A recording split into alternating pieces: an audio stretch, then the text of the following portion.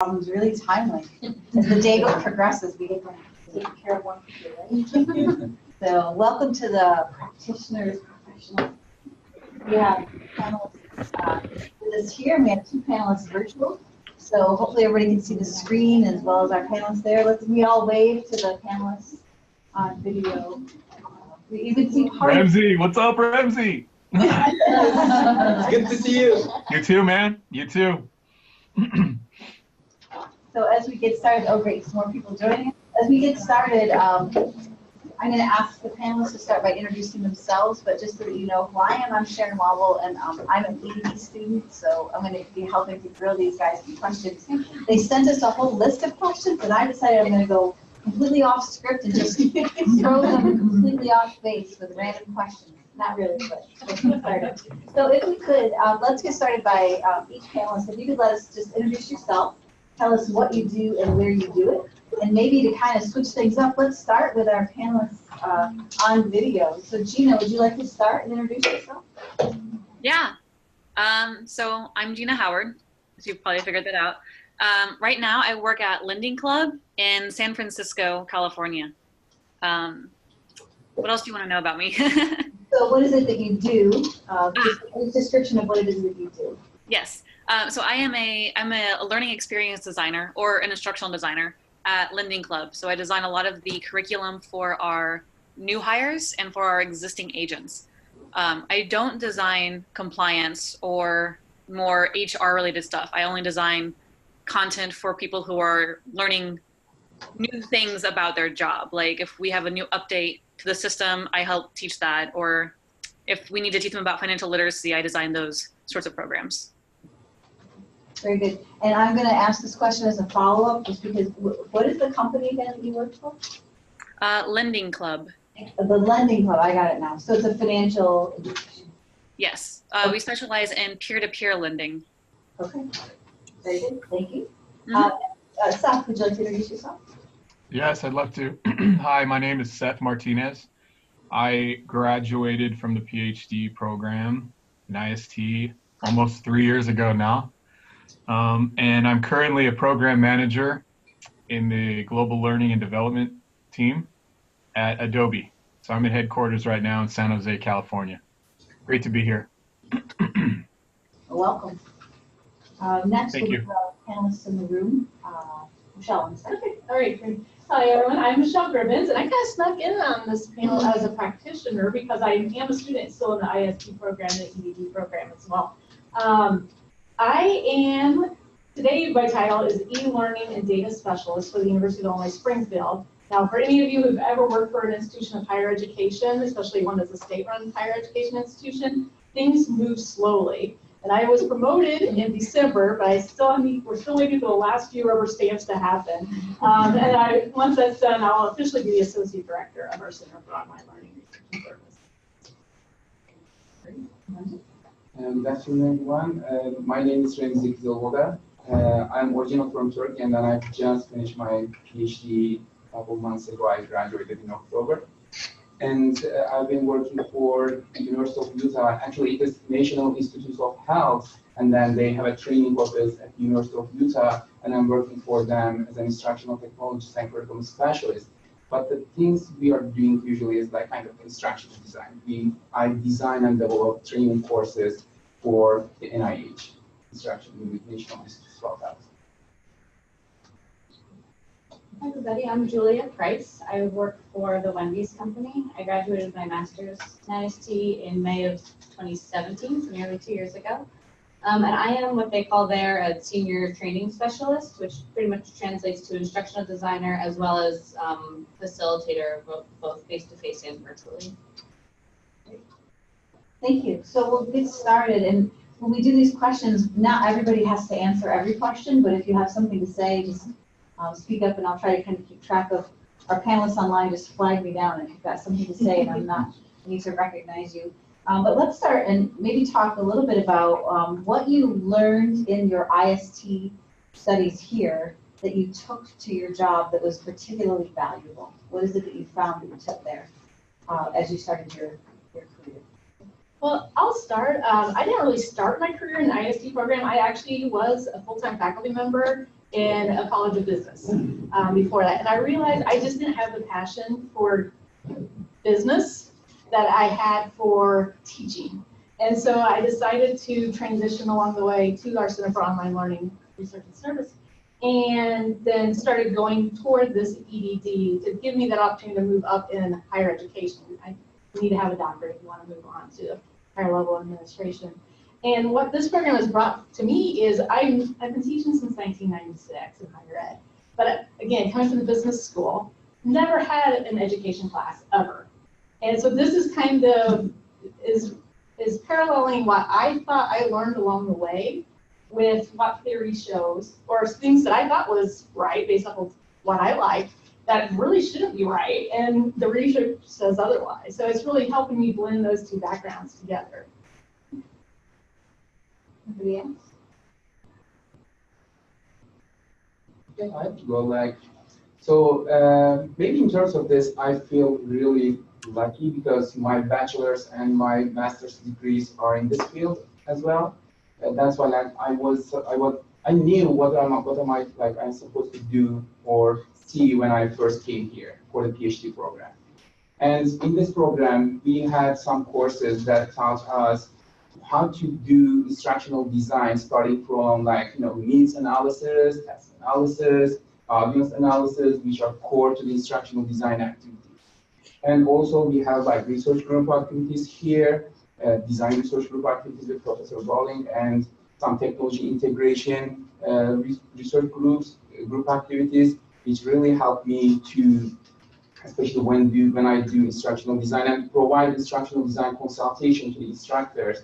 It really helps me, the things that I've learned from the IST really help me, especially in terms of the theory. Yeah, I felt that after I started, I had a full of theories on my mind, but I didn't have opportunities to apply them into practice. That's why I felt that I need a job to apply what I've already learned from this program. So now I can see the value of the things I've learned. Did you have something to add, Julia? Somewhat similarly, I think for me, something I really took away from this program was process. At Wendy's, we've got a lot of experts on a lot of things, and they don't necessarily always know how to translate it to their learners in the field. So for me to walk in with having had those core classes where we had very applicable projects to actually put need analysis into action and put evaluation into action, to be able to walk in it, I felt like I had a different kind of credibility than the other professionals throughout the company. So coming in as the learning expert and knowing how to make, they come up with the best way to make a hamburger, I come up with the best way to teach someone how to make the best hamburger. So it definitely, it's a gap. And when you have people that don't know how to translate what they want their audience to know. So having the processes from this program is something that was really beneficial for me. Yeah, I have to agree. What I found most valuable about the program were actually the classes where we did real projects. We worked with the YMCA, we worked with other departments at the university, and we got to actually interact with the stakeholders and get to actually see the impact of our work and see how to interact with the real world situations. So that was really, really helpful for me. I also found Elizabeth Bowling's class, or Professor Bowling's class, to be really good because her class focused on design. What? She's saying that because I'm sitting here. Okay. Oh! But yeah, that was definitely I would say Dr. Azul and Professor Bowling, their classes had the largest impact on me. Did you want to add anything, Seth? I'm going to respectfully say everything's been pretty much captured very well. So. Well, all right, then I'm going to turn it around. I'm going to let you start on this question and say, what is it when you started working after you received your degree? What is there anything that you wish you had learned that you needed when you started your professional career that you wish you had learned in school, in your PhD program?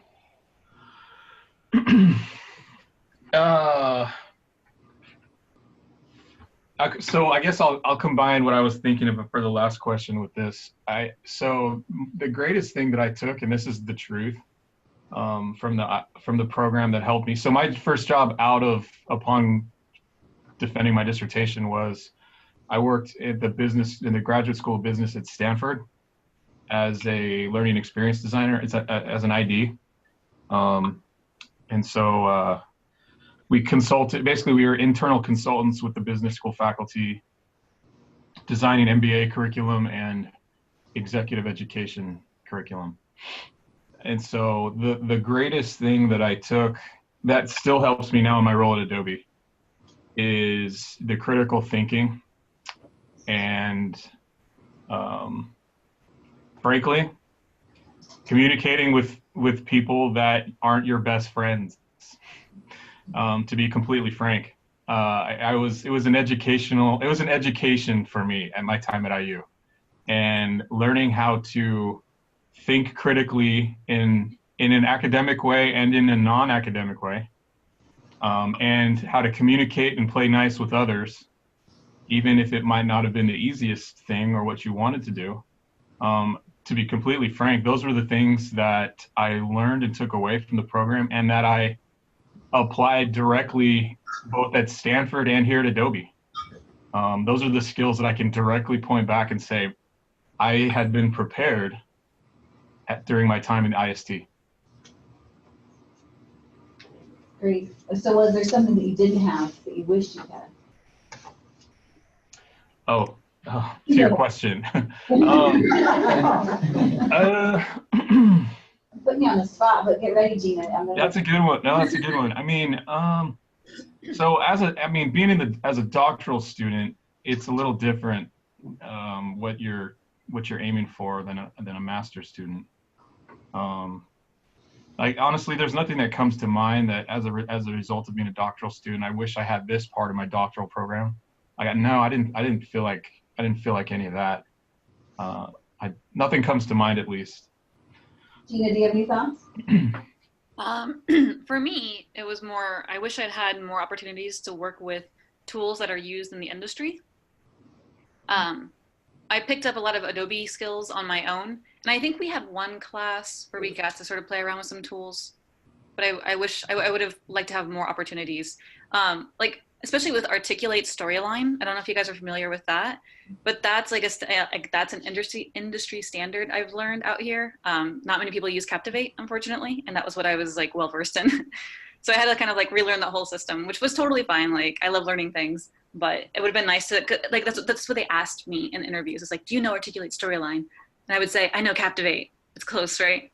So yeah, I think there's more tools, and then maybe more individual projects. I loved the collaboration that we had in our groups. Like that was fantastic, and I was looking forward to that in the real world. But I mean, in the real world. But like when you're out here, not every project you have someone to work with on. Actually, like half of my career now has just been working solo and just getting like little tidbits of information and little bits of feedback, but not in the way that I was able to get it at IU, because collaboration was so great there. That's not a complaint. Like the collaboration is fantastic. I'm just saying, like, be prepared. It's not always going to be there. Anything in the panels? I have a few things. So I don't know if I can identify specifically what the program could have been to change this, but a couple things I wasn't prepared for is just the pace. I mean, you go through a whole semester to write one report, and that's sort of whatever the applied project is, and that beautiful 3 months of working with a team, and you don't have the luxury of those resources in the real world. You know, you've got 3 to 4 weeks to put something together by yourself, working with subject matters who aren't prioritizing the same things that you are, and nothing prepared me for that. So I would say just the pace and resources has been a challenge that I've been learning to deal with as we go.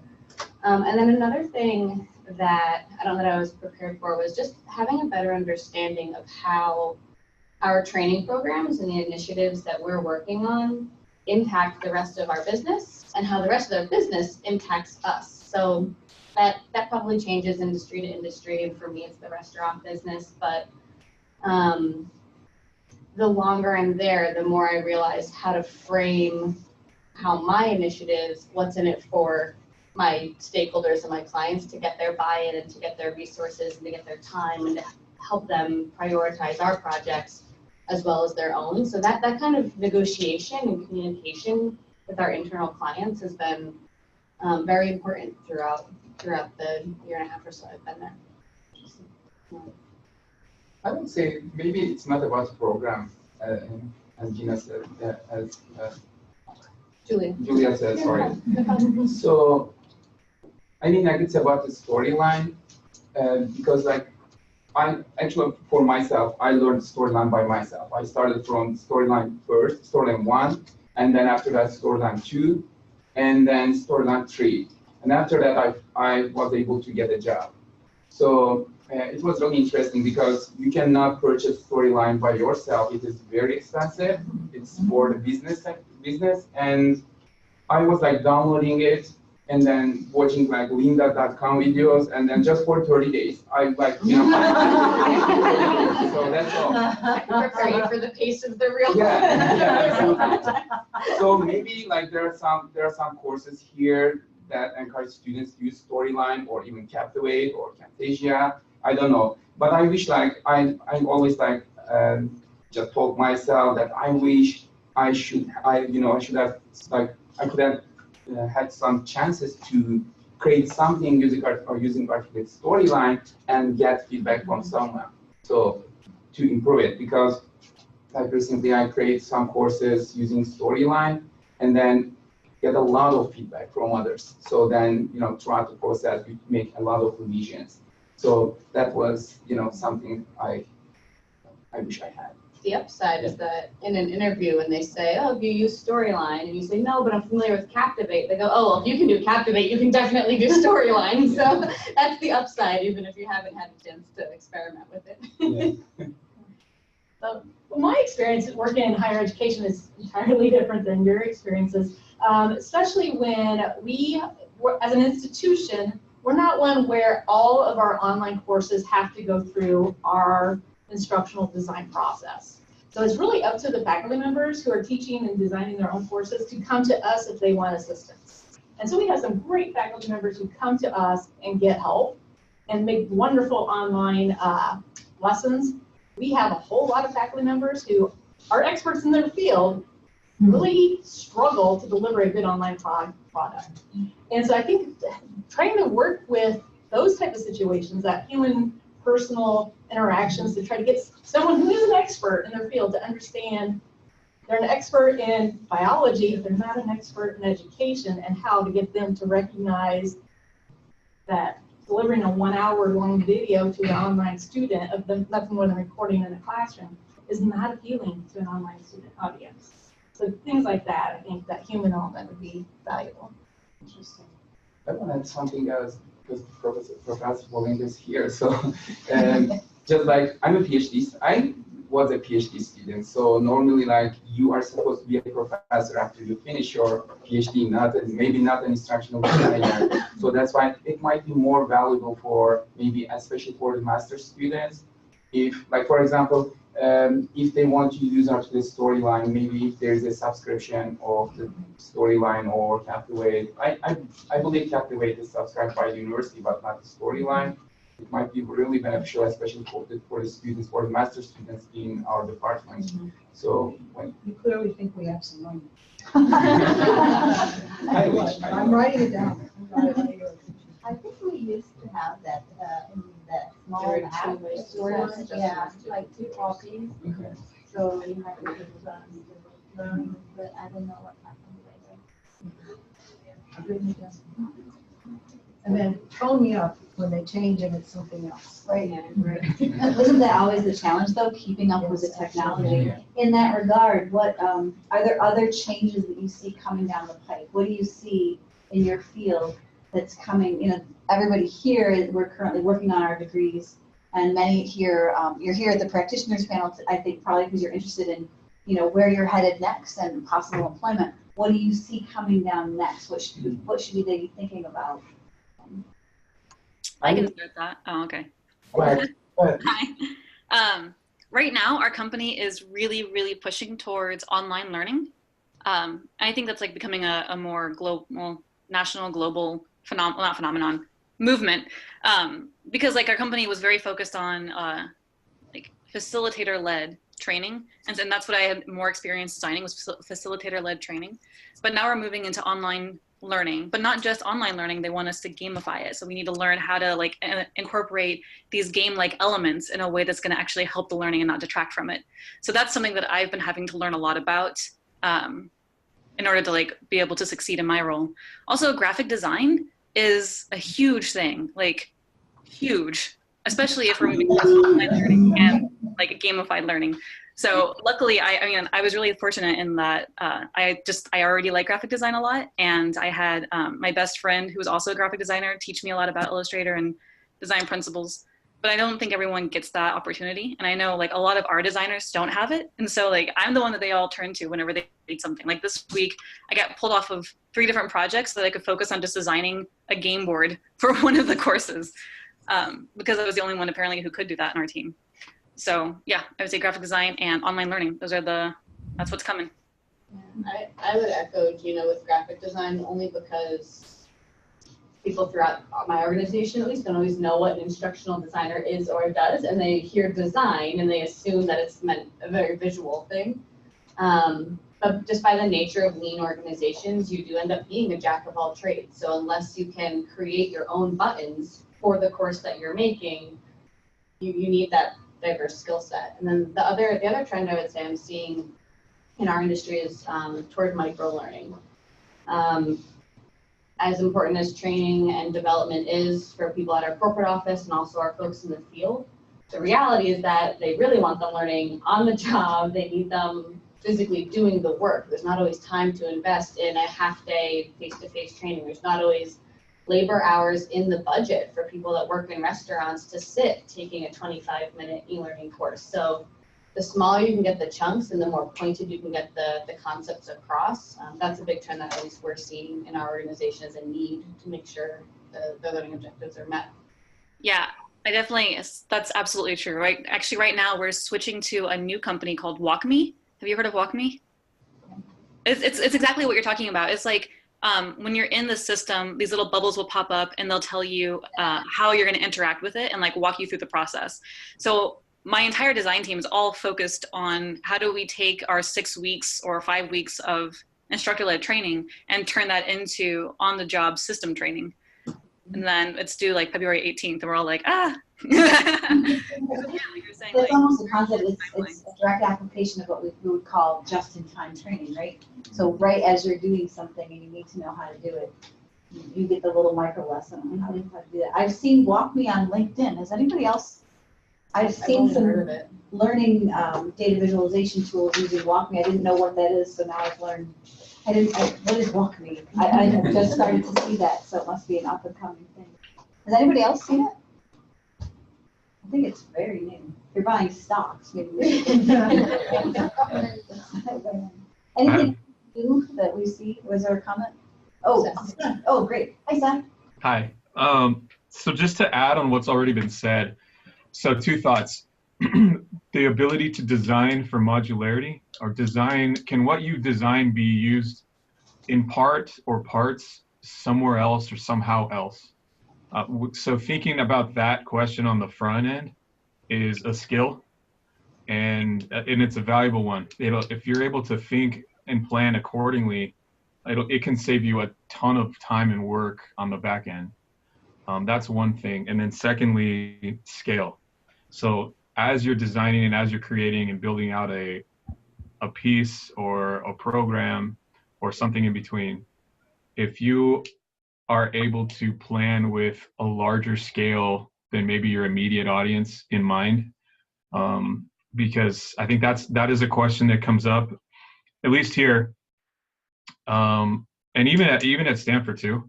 But if you're able to address, okay, how does me solving for this immediate need, how am I also simultaneously addressing the future scale issue? If I wanted to take this to an audience that is 5x or 10x or 100x, if I wanted to take it global, can I? Is what I'm doing, does it solve both? If not, what tweaks can I make? So I think being able to answer those 2 questions, I think are very helpful in the process. To jump onto what Seth just said, one of the things that we've been seeing in higher ed, at least at my institution, is trying to think about delivering content through adaptive learning platforms. And so really it's based off of having those modular structures set up so that way students have different pathways to get to the same learning outcome in the end. So that's one thing we've really been struggling with. We haven't been very successful at it. Some institutions have been great at it, but we've really struggled. We've bombed. We spent a lot of money trying to use one platform and just it did not work for us.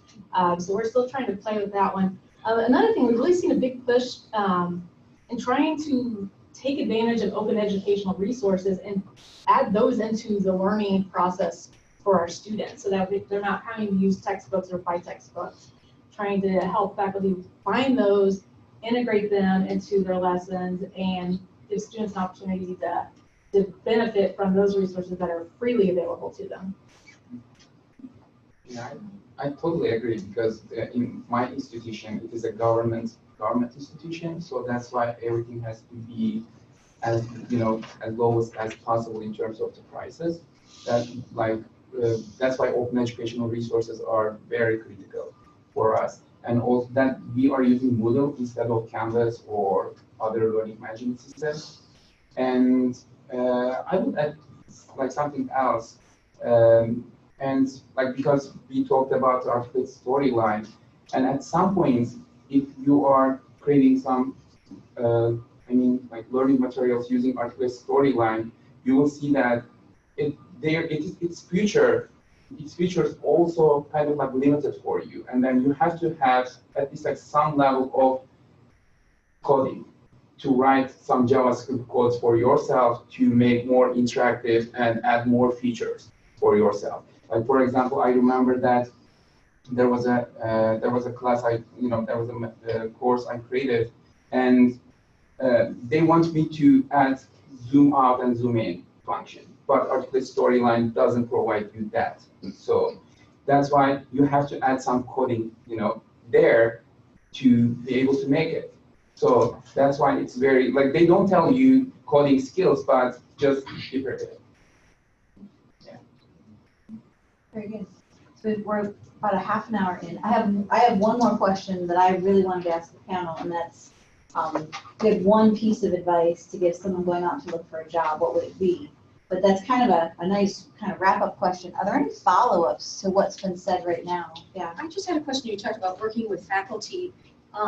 How are the subject matter experts who are designing their own courses told that they aren't engaging or not good enough teachers online? Is that part of the resistance? If you know the answer to this, you get the Nobel Peace Prize, by the way. What we have found that works, and it really doesn't work, we still have a lot of faculty members who we want them in our office so badly, but we can't ever get them in there, is they, even though, again, I used to be a faculty member at the same institution, they don't, I hate to say this, they don't really respect staff members. Mm-hmm. They respect other faculty. And so sometimes we have to find our faculty champions to tell them the same thing we have told them, and then they'll finally believe it. So that's kind of the approach that we have to use. I'm sorry. Actually, I think there was some follow-up. I'll wait. If somebody... Go ahead. Well, so at yes, that's definitely a phenomenon. One thing that so at Stanford, I was working with literally world-renowned scholars in their discipline, literally. So not only was it their day job, but they viewed themselves as superior, top 1% at their craft. They felt it. They knew they were that. We knew they were that. It was a force field. The one thing that I did that I think actually might have pierced the brain of the faculty that I worked with was I would sometimes dangle I have my PhD too. And let me share with you a nugget or two or three of research that supports why I think what you're wanting to do might not be best. And let me suggest what might be best. So we've still had to approach it as staff we're on the hierarchical pecking order. They were here, and we were definitely a distant fourth on the list. But there were moments where I would, strategically select to insert the research suggests that if we're able to cut these videos down from 8 minutes to like 5 or less, it'll be a lot more palpable given the nature of what you're trying to convey. And da da da da da da da da da. So if I was able to drop my expertise and drop the degree and drop the actual facts and research, which I had to pick and choose my moments, no doubt. But though, if I were able to make a difference and make a dent in bursting through that bubble or that force field, it was when I did do that and tactfully. So for what that's worth. There's also a what's in it for me phenomenon. So that's how you message it, right? It's not the, you suck at this, can we please help you? It's the, hey, let's look at how much time I could save you in your prep and your planning, or let's look at, I have some ideas on how we can design it in a way where it'll be less for you on the assessment end, because if we use this interaction, it'll do some of that for you. Getting them to see, you're going to save them time, you're going to save them energy, you're going to get their students more engaged. So kind of just framing it in a slightly different light sometimes helps as well. Good question, Becky. Okay, so I was just going to try to bounce off on what she was saying for a second. Because I'm actually at IU South Bend, and I'm faculty, so I'm my own subject matter expert, and I have to create all my own classes, which I have done. But being a regional campus, when we've asked, hey, how do you do this? The answer you get mostly is, oh, look at IU Knowledge Base, so you can find something. And those who have really needed to get someone to help them create a course or create a really cool interactive thing, they've had to work with IST down here in Bloomington. And from South Bend to Bloomington, it's a challenge to do. So we've had to do that kind of stuff. I do have to say, if you're very open and honest with your students up front, they're really good at giving you feedback and telling you, this is not working very well. What if you try that? We would like that better. So at least with our program, with the classes I've had, I've told my students up front, this is the first time I put this class together. It's going to be a learning experience for both of us. Let me know. Give me the feedback. And they've been really good about that. But yeah, it's a challenge because we don't get that support. It'd be great. We don't. So it's want me to do this. You're one of the faculty members we would love. We have so many faculty members who push us forward. They see something in their discipline, and they come to us and want us to figure out how to make this even better. So we have those, and then we have the ones who are still horrible. Horrible. You have the early adopters who want it before you even heard of it. Right, and they you still have teach it the same the way people 25 years that later. are resistant, and you can't learn anything new online. Yes. Yeah, you feel that like when you try to start consulting with someone, and that if they are teaching, you feel that like they know a lot in terms of instructional design, and then you start by like reviewing their or learning objectives, and they are not good. So you first start from there, and then even it's very complicated. The good thing is about my institution, we make it not required.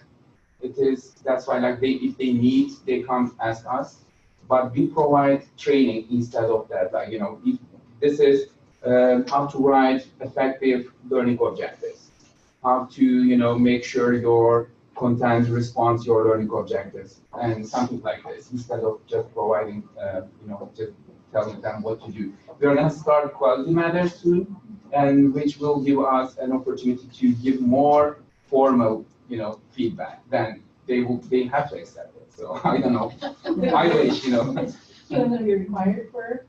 It's gonna be you still not required. At least we are gonna make a kind of like pilot quality matters test, and yeah. We have another question in the back corner. Hi Seth, hi Gina, good to see you. So this is a question from Who is that? on a scholarly perspective. What kind of research you as practitioner you appreciate and you say this is something I can get along with, this is something that I can read and benefit with. I don't want to know whether you're reading research or not, that's not my question. So in general, hypothetical, what kind of research coming, at least from our field, would you as a practitioner, you think I really appreciate this? Great question. That's a great question. Very So good question. I actually lead our faculty fellows research program, and so these are faculty members who, as a secondary research stream, are starting to look at ed technology or pedagogy and online learning in their discipline. And so the more you can be produced, the better, especially when it includes people who are outside of the disciplines and within the discipline both. So I think some of those publications where, and that's what we've seen in our institution, where we have the chemist also with the educator producing research together to cross interdisciplinary perspectives is great. Do you want to see like, sorry, just follow up. Do you want to see like examples, or do you want to see, hey, this is in chemistry, and we did a survey on students, didn't like it, and the mean of their exam went from 3.5 to 7.5. Is that something? Yes, absolutely. Okay. Seth, you had some input you wanted to? Yeah, I would say whatever is the most actionable. So if I could take it and take the findings of a study, and I know, in fact, I didn't add this to my comment earlier, but I had a binder of research that was basically my quiver when I would go to meet with faculty to address the issue that we talked about a minute ago.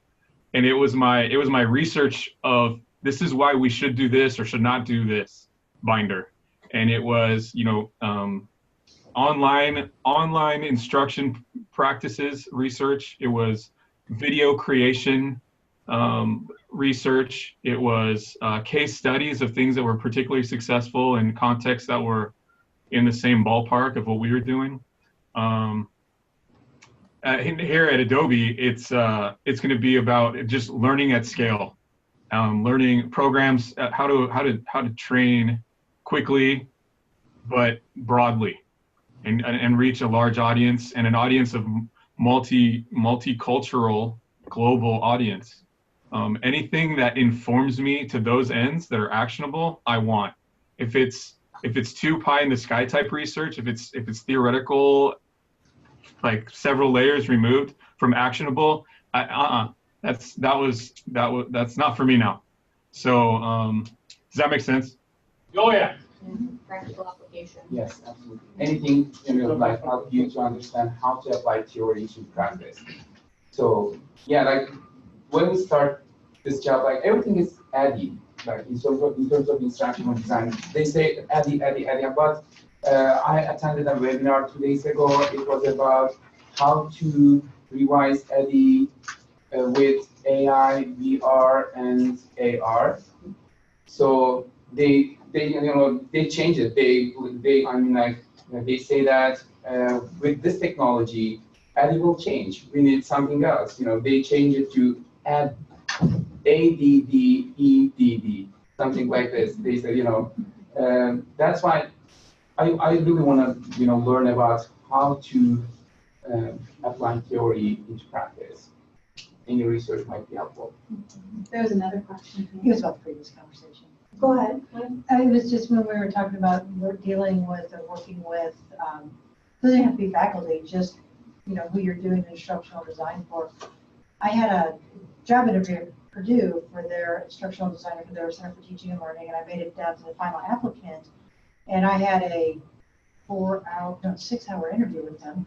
And one of the things I had to do was a presentation on how to work with faculty. Because I'd be working with, for the entire school for Purdue, not just the department. Unfortunately, I've worked at IU for more than 20 years, a long time. I started when I was 10. Very, very long time, so I know how to work with faculty. And so I was able to do this presentation. However, and I did it based on the characters from Winnie the Pooh, but for people coming right out of the program and never having that experience of working really with anyone, just in classes, I don't know how anyone can do a presentation like that and not feel completely inept and flounder. So, I don't know what the program here can do for students, but maybe workshops or something, because I had a huge advantage in doing that presentation, and I wasn't afraid at all. But someone coming straight out of traditional student, I would think they'd be kind of terrified doing something like that. Interesting. I'm interested to note that your characters are lovable characters. No, not all. Not all. You're an owl. Overall. But you've chosen out of, sort of a positive genre. Mm-hmm. Because I think there's a pattern that occurs in every service and collaborative profession, and that is that there's a range. There's a range of people who are welcoming, and then people who are a little bit fearful or reluctant, but they come along and they're now the ones. Graduate students are this way, if I'm going to say so. And I have a really strong concern about all of these professions where we find ourselves in a position to disrespect or diminish or dismiss the fundamental human layer of what is going on. So how, a person is in front of you and they're being obnoxious. And in fact, I will think of, let's say, maybe your average college of arts and sciences faculty peer of mine. And they come down in the School of Education, and the nose goes up. But you're face to face with somebody, and their fear of being criticized, let's just say, or their fear of looking left, when in fact they've reached some kind of a pinnacle and they kind of hoped they had left that behind. I mean, these are things I think that can be empathized with, and then can be approached, and that's why I say, better if you think I'm like a horrible bouncing awful ticker. Mm-hmm. Use the early adopter. Use the early adopter. It's hard to get up with them. Then I'm entrenched. I'm laggard. So I don't know what I'm saying exactly, except I'm kind of relating it to this deficit view that I'm fighting against in design education. Everything the students don't come with, instead of what they do have. I guess I'm not trying to tell everybody their business. I would say, though, that when I go looking for instructional support, I have had experiences in which it was absolutely clear that I was being told, you really don't know what you're talking about. Who likes that? Absolutely no one. And I'm going to, we should call it maybe instructional design schooling. I'm going to design schooling. And sometimes over ground that I've actually been with already. So I think in what we can do in our program, because that's what you were asking. Mm-hmm. So what I'm hearing that we can do in our program is really put our attention on what are the strategies that draw human beings in, including every kind of individual. If it's like highly decorated individuals, then maybe that's what we need to focus on. Like a lot of our group work that we do, because in the real world you work in groups, but as students, this is peer-to-peer. Mm-hmm. Completely different interaction, and plus grades are attached, and so everyone's always going to be on their best behavior no matter what. And so, but in the real world, there's a like you said, there's a hierarchy. You both have PhDs, Seth and that guy, but Seth's at the bottom of the PhD barrel for this guy.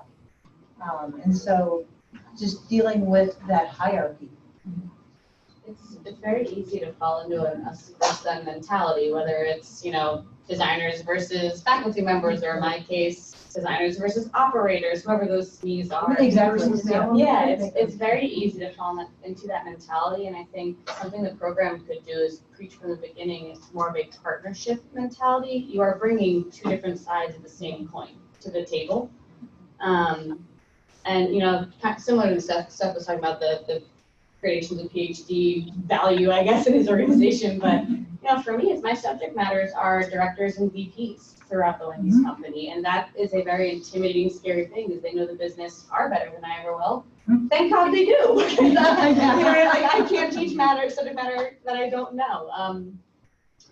But I guess just coming to the table and not only thinking about these faculty members who may be presenting the barriers or the problem as your partners, because without them as clients, you don't have a job, and vice versa, positioning yourself as a partner. It could be very easy for these directors to look at me and say, you've been with the company a year and a half and you're an individual contributor, you have no direct reports, what could you possibly have to offer? There's a degree of positioning yourself as a partner at the table and making them see the value that you're going to bring to the project and how you're going to make whatever their vision is come to life in a very real way. So it's just a mentality. It's to kind of bring this all together. Instructional design really, and at the heart of it, is all about change, isn't it? Mm-hmm. It's changing the way people do. You're designing new things to change the way people learn, the way they think about what it is that they do. And as we heard from Chris Foley at the first keynote, change is difficult. I work in online education where it is a huge disruptor for the university. It's seen as threatening, and we often work with people who aren't really happy with what we do. They feel threatened by it. They feel that it's not as of good quality. They don't understand it, and it's a difficult position to be in, and it feels uncomfortable. And I think you're right in terms of the understanding is to understand that we're all trying to work toward the same goal. We're all trying to educate students, and we're all trying to figure out the best way to do that using the myriad of tools that we have. And I really see ID not only as a change process, but as it's a service. You're providing a service, and that service mentality, that humbling of oneself to say, I'm going to do my best to give you what you need and to provide you with support in the best way that I can. It's a difficult thing to manage, and it feels uncomfortable at times. But I've always found my best tools are to say, I really messed up, or oh, that's a really interesting perspective, or what can I do for you today? That service mentality really goes a long way to breaking down those barriers. That's a lot of kind of what we've heard throughout. Gina, I want to make sure I saw you turn off your mute button. Did you have something you wanted to add? I want to make sure. Oh, I don't remember. Okay. I just wanted to be sure. We're almost at the end of our I time. want to acknowledge though that there are some jokes out there. Well, absolutely. To find a way to deal with them without letting them just kind of poison everything else. Absolutely. And learning how to deal with that in a graceful way, because if you don't, the jerks get jerkier. Right? If they're bad to begin with, they can get worse. It's finding that balance. And none of them are in the School of Education at all, right? We're all perfect. I have a short list, but. I think this is being recorded. We are almost at the end of our time, and I do want to really thank our panelists. Do you want to do like a rapid fire? My last question was, what piece of advice do you have for people in the room going to look for jobs? But we'll do like you got a 30-second lightning round here, and we're going to start with Gina, because you had your read off for a while. So we'll go to Gina and then Seth, and then we'll come down the table here. One last piece of advice. All right. I'm gonna do multiples, mostly in terms of finding a job. LinkedIn is your friend. Recruiters are your friend. If you're in an area that does a lot of meetups, to go there, meet people, and then like actually message them on LinkedIn. That's how I got my job. And then also learn as many tools as you can, as like daunting as that sounds. Adobe has a really great education program for all of their Adobe products, which is free. At least it is to me. I don't know, maybe it isn't for you guys. I don't know. Lynda.com, a lot of libraries will give you access to Lynda. So just like make sure you like totally utilize your resources, totally utilize LinkedIn, and make sure you've got a portfolio that they can go to and see your work. Awesome. Seth, you're next. I'm going to keep mine to the non-technical side, and I'm just going to say that the people skills matter so much. I don't know how even helpful that is to this audience for the purposes of this conference in this program, but the people skills matter so much. If you are able to negotiate different gems or non-gems, different hierarchical levels, if you can conduct yourself in a manner that is professional, tactful, comfortable, confident, clear, understandable, in written form, verbally, in meetings, over the video conference, what have you, that skill set will get you very far and compensate for any number of sins. I cannot emphasize that enough. It is invaluable. If you are not a people person, then become one and get out of your comfort zone.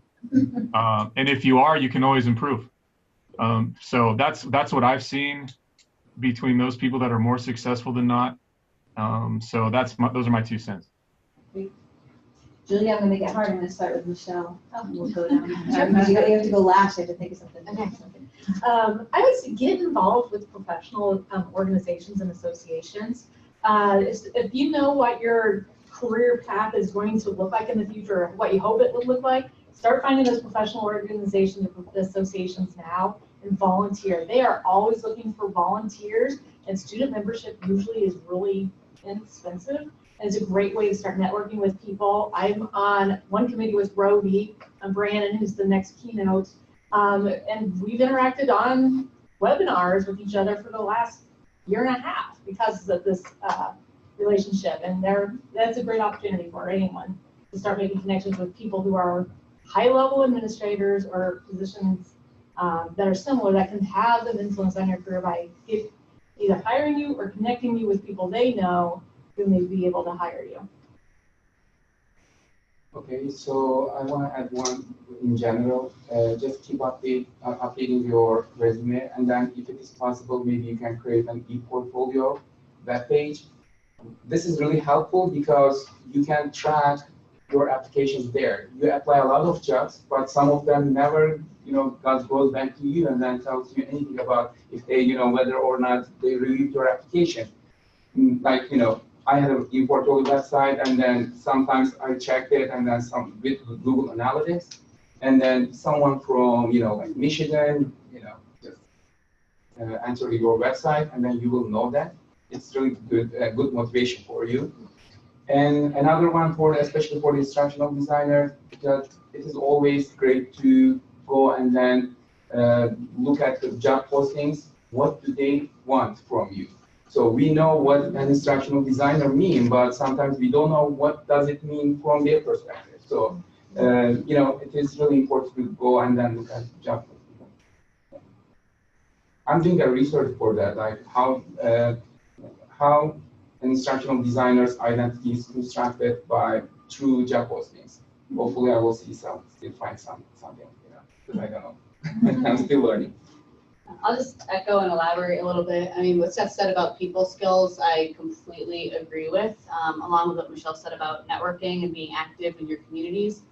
Relationships matter a lot. Relationships will help you help others. It'll also get you the help you need when you need it and the connections.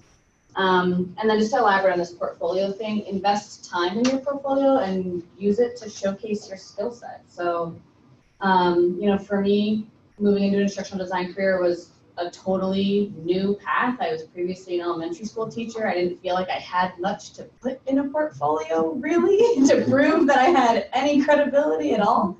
But by investing the time, I realized all the projects I did throughout this program, although they weren't real world, so to speak, working for a company, they were with clients and they were real world, and they did showcase what I knew and what I was capable of. And in the portfolio itself, I used Adobe Muse to build my own website and design it, and was able to say, yeah, I did that graphic design, and that is part of my skill set.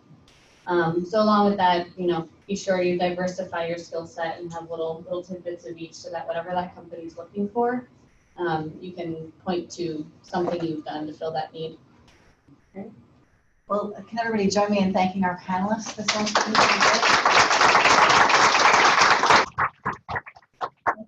Now we all have 5 minutes to do the keynote, right? Thank you. Hi, Professor Bowling. Thank you, sir. Everybody, do whatever Professor Bowling tells you.